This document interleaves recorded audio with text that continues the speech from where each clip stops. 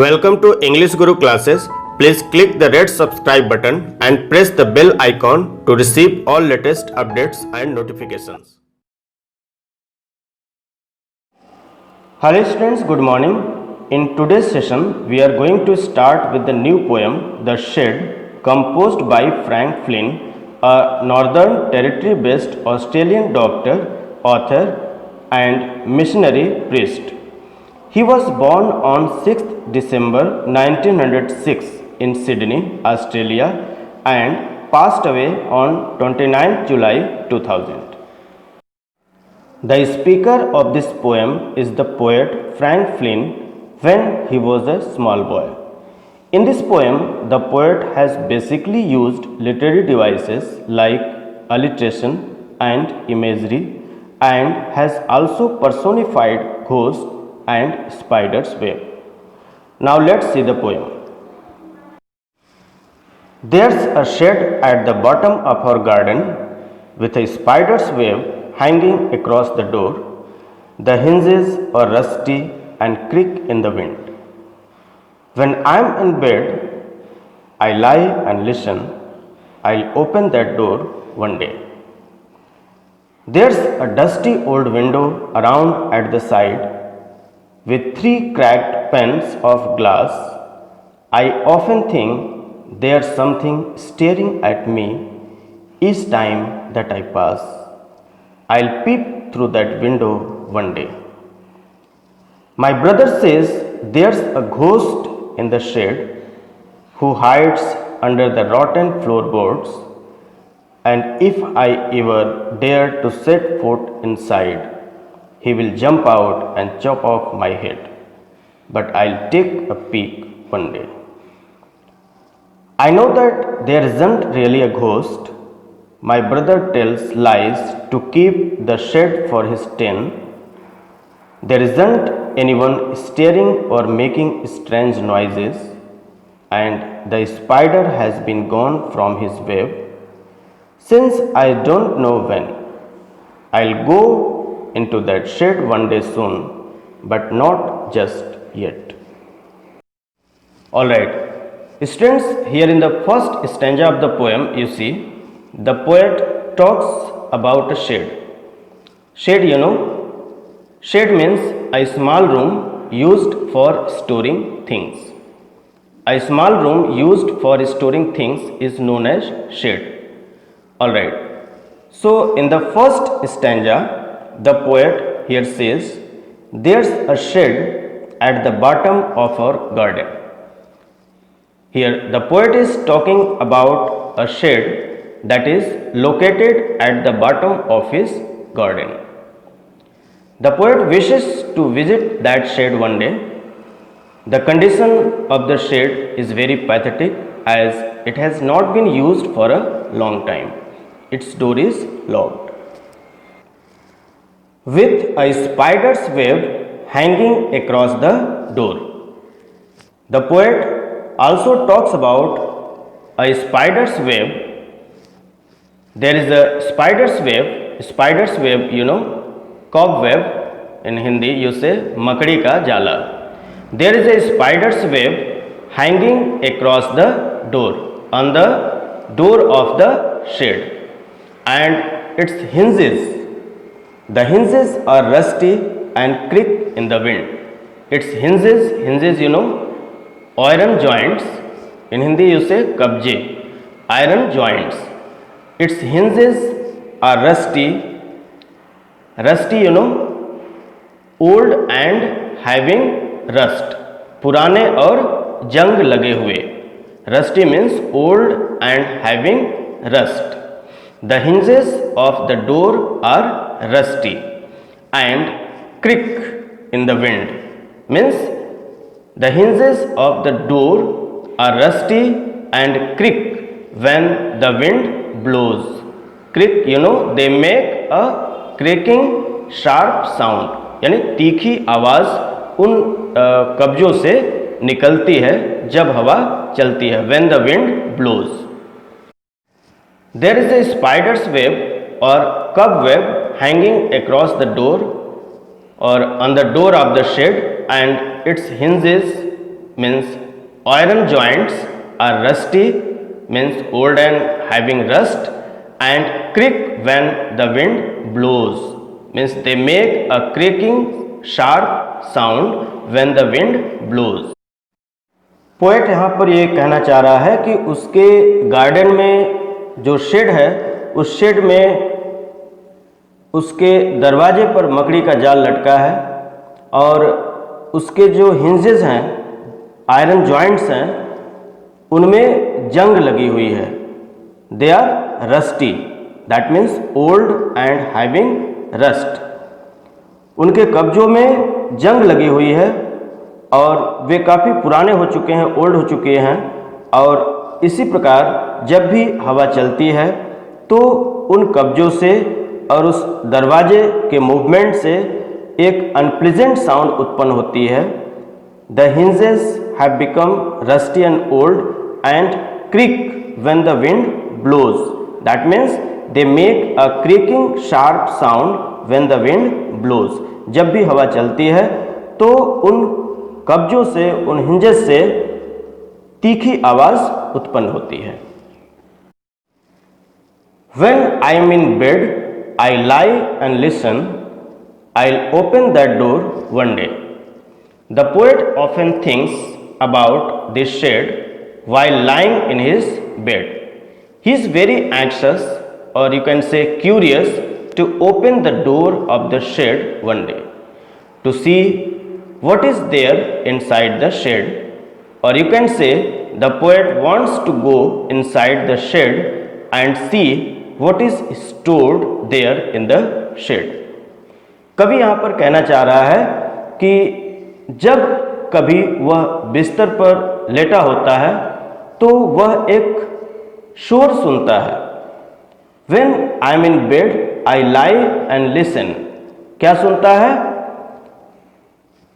The creaking sound, or you can say unpleasant sound made by the hinges of the door when the wind blows. Okay, I'll open that door one day. वो कहता है कि उस shade के दरवाजे को एक दिन मैं जरूर खोलकर देखूंगा कि आखिर उसमें है क्या, उस शेड के अंदर है क्या. The poet here wants to go inside the shed and see what is stored there in the shed. Alright students, now let's discuss some poetic devices used in the first stanza. You know, this poem is composed in free verse. There is no fixed rhyme pattern. You see the fourth line, when I am in bed, I lie and listen. So here the poetic device used in lie and listen will be alliteration. Alliteration, you know, in Hindi we call it anupras alankar. Use of the same consonant at the beginning of each stressed syllable in a line of words is called alliteration. Okay, similarly in the fifth line you see, I'll open that door one day. So I'll open that door one day, here there is also the repetition of consonants, so again it will be alliteration. Okay, alright students, I hope you would have comprehended the first stanza. Now before proceeding to the next stanza, I would like to put up some questions. Okay, are you ready? Alright, first question is, where is the shed? Come on, where is the shed? Alright, your answer will be in the garden. The shed is in the garden. Okay. Second question, why do the hinges of the door creak? Why do the hinges of the door creak? दरवाजे में जो कब्जे लगे हुए हैं वो क्रिक यानी unpleasant sound उससे क्यों उत्पन्न होती है? Why do the hinges of the door creak when the wind blows? Come on. Okay. The reason is that they are old and rusty. The hinges of the door are old and rusty, so they creak when the wind blows. Alright. Now, third question. What is the shade used for? I have already told you what is the shade used for. Okay. So, answer will be a shed is a small covered space for dumping goods, keeping cattle, vehicles, etc. So, shed is used for keeping tools or animals. Okay. Now, fourth question is, why does the narrator wish to open the door one day? Why does the narrator wish to open the door one day? Poet या narrator उस shade के दरवाजे को एक दिन खोलना चाहता है, ऐसा क्यों? What is the reason behind it? Okay, the answer will be to know what things are stored in the shed. The poet wants to know, wants to see what is there inside the shed. He wants to know what things are stored in the shed. That's why he wishes to open the door one day. Clear? Alright. Now, the last question. What does the word hinges mean? What is the meaning of hinges? What does the word hinges mean? Your answer will be, come on, hinges means joints. I have already explained it. Hinges means joints. In Hindi you say kabje, joints, iron joints. Okay. Now let's proceed to the next stanza. There's a dusty old window around at the side with 3 cracked panes of glass. I often think there's someone staring at me each time that I pass. I'll peep through that window one day. So, in the second stanza, the poet says that on one side of the shed, there is an old window which is covered with dust. Poet यहाँ पर बता रहा है second stanza में कि shade के एक ओर पुरानी विंडो है, खिड़की है जिस पर धूल जमी है, with 3 cracked panes of glass. It has 3 cracked panes of glass, means the glass which is fixed in the window is cracked or broken. Here panes of glass means sheet of glass cut in shapes for windows or doors. Alright. So the poet here means to say that on one side of the shed there is a dusty window and 3 of its window panes are broken. उस window में जो शीशे लगे हुए हैं वो दरक चुके हैं, अर्थात ब्रोकन है. They are broken. I often think there's someone staring at me. I often think there is someone staring at me each time that I pass. Whenever the poet passes through that shed, he often feels someone staring, or you can say looking through or looking fixedly at him. Whenever the poet passes through that shed, he often feels someone staring or looking at him. कवि जब भी उस shade के पास से गुजरता है तो उसे अक्सर ऐसा लगता है कि कोई उसकी तरफ झांक रहा है, कोई उसे ध्यान से देख रहा है.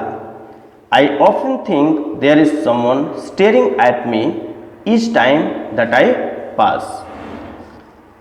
I'll peep through that window one day. So the poet plans to peep. Peep means looking through narrow opening, looking through a narrow opening. All right, so the poet plans to peep, or you can say look secretly that window of the shed one day. The poet thinks that whenever he visits the shed, he would like to find out who lives there in the shed. तो इस प्रकार से poet विचारता है कि जब भी उसे मौका मिलेगा तो किसी न किसी दिन उस विंडो के अंदर से वह झांक कर देखेगा, वह पिप करेगा. Peep that means to look secretly, और you can say to look through narrow opening. तो पोएट कह रहा है कि जब भी उसे अवसर मिला तो किसी न किसी दिन उस खिड़की के अंदर वह झांक कर देखेगा कि आखिर उस शेड के अंदर क्या है. Alright students, now let's discuss some poetic devices used in this stanza.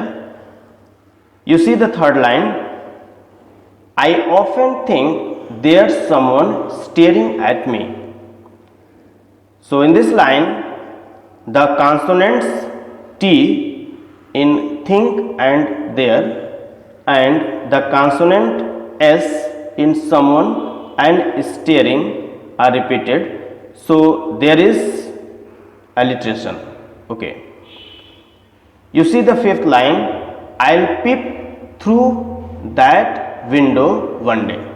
I'll peep through that window one day. So in the fifth line, there is the repetition of consonants T in, through and that. So the poetic device will be alliteration. Alright. Alright, now let's see third stanza. My brother says there's a ghost in the shed who hides under the rotten floorboards, and if I ever dare to set foot inside, he will jump out and chop off my head, but I'll take a peek one day. In the third stanza of the poem, the poet goes on to say that his brother threatens him, saying that there is a ghost. Ghost, you know, spirit, or in Hindi you can say bhoot. So his brother threatens him, saying that there is a ghost who lives inside the shed. Shed, you know, storeroom. Who hides under the rotten floorboards. The ghost hides himself under the rotten floorboards. Here rotten means here old, and floorboards, you know, फर्श पर पीछे लकड़ी के तख्तों को कहा जाता है. The floor made of wooden boards. Okay. So the poet's brother frightens him, saying that, and if I ever dare to set foot inside, he will jump out and chop off my head. The poet's brother frightens him, saying that if he ever dares to set foot inside the shed, or if the poet dares to enter the shed, what will happen? He will jump out and chop off my head. Means the ghost will jump out and chop off, that means cut or behead his head. But I'll take a peek one day. Despite all these warnings, the poet determines or wishes to visit the shed and look into that shed one day. Clear? Alright. तो इस प्रकार से poet यहाँ पर बताता है कि उसका जो भाई है वो कहता है उससे कि उस स्टोर रूम में, उस शेड में एक भूत रहता है जो फर्श पर बिछे लकड़ी के तख्तों के नीचे छिपा रहता है. Who hides under the rotten floorboards. And if I ever dare to set foot inside, और उससे कहता है, पोएट से कहता है उसका भाई कि यदि वह उस कमरे के अंदर अपने कदम रखने का साहस किया तो he will jump out and chop of my head. तो वहां से भूत बाहर निकल कर आएगा और पोएट का सिर कलम कर देगा. He will chop off his head, but I will take a pick one day. लेकिन पोएट यह निश्चय करता है कि पर मैं एक दिन उस स्टोर में अवश्य जाऊंगा. Okay. So despite all these warnings, the poet determines or wishes to visit the shed and look into that shed one day. Clear? All right. Now let's see the poetic device used in this stanza. You just see the fourth line. He will jump out and chop off my head. Here there is the repetition O in out and off, so it will be alliteration. Clear? Okay. Now students, I would like to put up some questions based on this stanza. Okay, so first question is, who is the speaker of these lines? Your answer will be a little boy. A little boy is the speaker of these lines. Okay, second question, what does the brother tell the speaker? The answer will be, there lives a ghost in the shed. The brother of the speaker tells him that there lives a ghost in the shed. Okay, next question, where does the ghost hide? The answer will be, the ghost hides himself under the rotten wooden floorboard. Okay, the ghost hides under the rotten wooden floorboard. Clear? Okay, next question, what does the speaker want? The answer will be, the speaker wants to look into the shed one day. The speaker wants to look into the shed one day. Okay. Okay students, now let's see the last stanza of the poem. I know that there isn't really a ghost. My brother tells lies to keep the shed for his den. There isn't anyone staring or making strange noises, and the spider has been gone from his web since I don't know when. I'll go into that shed one day soon, but not just yet. I know that there isn't really a ghost. Poet कहता है कि मैं इस बात को जानता हूँ कि उस शेड में, उस स्टोर रूम में कोई भी भूत प्रेत नहीं है. There isn't really a ghost. My brother tells lies to keep the shed for his den. चूँकि अब पोएट बड़ा हो गया है, इसलिए वह सच्चाई को समझ सकता है, इसलिए वो मानता है, इस बात को स्वीकार करता है कि उस शेड में किसी प्रकार का कोई भूत नहीं है. My brother tells lies to keep the shed for his den, यानी मेरा भाई अर्थात पोएट का भाई उससे झूठ बोलता है ताकि वह स्टोर रूम को, उस शेड को अपने छिपने का स्थान बना सके. To keep the shed for his Dane.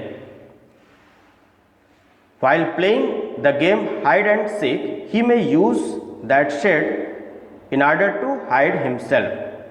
Right? There isn't anyone staring or making strange noises. और पोएट को ये भी पता चल चुका है कि उस शेड के अंदर से कोई न तो झांकता है और न ही कोई विचित्र आवाज़ें निकालता है. There isn't anyone staring or making strange noises. And the spider has been gone from his web since I don't know when. और पोएट को ये भी पता है कि उस वेब से, उस शेड के डोर पर जो कबवेब यानी मकड़ी का जाल बना हुआ था, तो पोएट कहता है कि वहाँ से जो स्पाइडर है वो भी वहाँ से जा चुका है बहुत समय पहले. ये नहीं पता है कि कब, बट स्पाइडर बहुत समय पहले ही वहाँ से जा चुका है. I'll go into that shed one day soon. और पोएट कहता है कि मैं उस स्टोर में, उस शेड में एक दिन शीघ्र ही प्रवेश करूँगा, बट नॉट जस्ट येट, पर अभी वह समय नहीं आया है. Alright, so now in the fourth and the concluding stanza of the poem, the poet feels that there is no ghost inside the shed. His brother tells him a lie to keep the shed for his den, means a place to hide, यानी छिपने का स्थान बनाने के लिए उसका भाई poet से कहता है कि उस शेड में एक घोस्ट है. But now the poet has grown up, कभी अब बड़ा हो चुका है और वो सच्चाई को अच्छी तरह से समझ सकता है, तो उसे इस बात की जानकारी हो चुकी है, उसे पता चल चुका है उस शेड में कोई भूत प्रेत नहीं रहता। The poet feels that there is no ghost inside the shed. His brother tells him a lie to keep the shed for his den, means a place to hide. Here in these lines, the poet seems to have grown enough to understand the truth or reality. He tries to reveal the mystery of the ghost story woven about the shed. He believes that his brother tells him imaginative stories about the ghost, as he wants to keep the shed for himself, or you can say for his own purpose, or he wants to retain the shed for his own self, right? So the poet is very much sure that there is no ghost in the shed. His brother is just telling imaginative stories about the ghost and the shed so that he may use it for his den, a place to hide himself while playing hide and seek game. Clear? There isn't anyone staring or making strange noises, and the spider has been gone from his web since I don't know when. There isn't anyone staring or making strange noises means the poet is also sure that there is no one staring or looking fixedly or making strange noises from the shed. He no longer feels anyone staring at him or hears any strange or unusual noises coming from the shed. And the spider has been gone from his web since I don't know when. The poet here says that the spider has also gone from his web. The spider too is no longer there. When the spider left from his cobweb is not known to the poet, but he knows well that there is no such things inside the shed as stated by his brother. I'll go into that shed one day soon, but not just yet. Ultimately, the poet overcomes his fear and ends the poem on a positive note by saying that very soon he would go inside the shed, or you can say sooner or later he will enter that shed one day. I'll go into that shed one day soon, but not just yet. Here, but not just yet, this phrase suggests the poet's hesitation from going inside that shed. Though the poet is confident enough that there is no ghost, still he is hesitated to go inside. He makes up his mind to walk into that shed, but not now, or you can say he is not in a hurry to execute his plan. Okay, now let's discuss some poetic devices used in this stanza. In the very first line of the fourth stanza, there is alliteration. You see, I know that there isn't really a ghost. So, here the consonant T in that and there is repeated, so it will be alliteration. You see the third line, there isn't anyone staring or making strange noises. So here there is the repetition of consonants, yes, in staring and strange. So here again the poetic device will be alliteration. Okay, alright. Now students, I would like to put up 2 or 3 questions more based on this stanza. So be ready for that. First question is, who told the boy about the ghost? The answer will be his brother. Okay. Second question, what does the poet's brother want? The answer will be he wants to keep the shed for his own use, or you can say own purpose. Okay. Next question, what does the boy decide to do? What does the boy decide to do? The answer will be the boy decides to go into the shed one day. The boy decides to go into the shed one day. Okay. Next question. What does the last line show? What is the last line in this stanza? But not just yet. So here the last line shows that the boy is not in a hurry. Your answer will be the boy is not in a hurry. Now the last question is, what does the word den in this stanza mean? What does the word den, D-E-N, in this stanza mean? The answer will be, den means a place to hide. Your answer will be a place to hide. My dear students, you know that our fears stop us from discovering new things. As we see in the poem, the poet is always haunted from the ideas of going into the shed. Based on rumors and his own doubts, the poet stays away from discovering, exploring something new, and it can happen with us as well. In such circumstances, we should always be bold enough and ready to come out of our comfort zones. We should always try to face every challenges and hardships of our life. Students, that's all in the today's video, and I hope you would have comprehended the poem well. For question answers and other support materials, you may log on to my blog http://englishguru121.blogspot.com. Link of my blog is also provided in the video description box. Hope to see you in the next video. Till then, take care. Bye bye.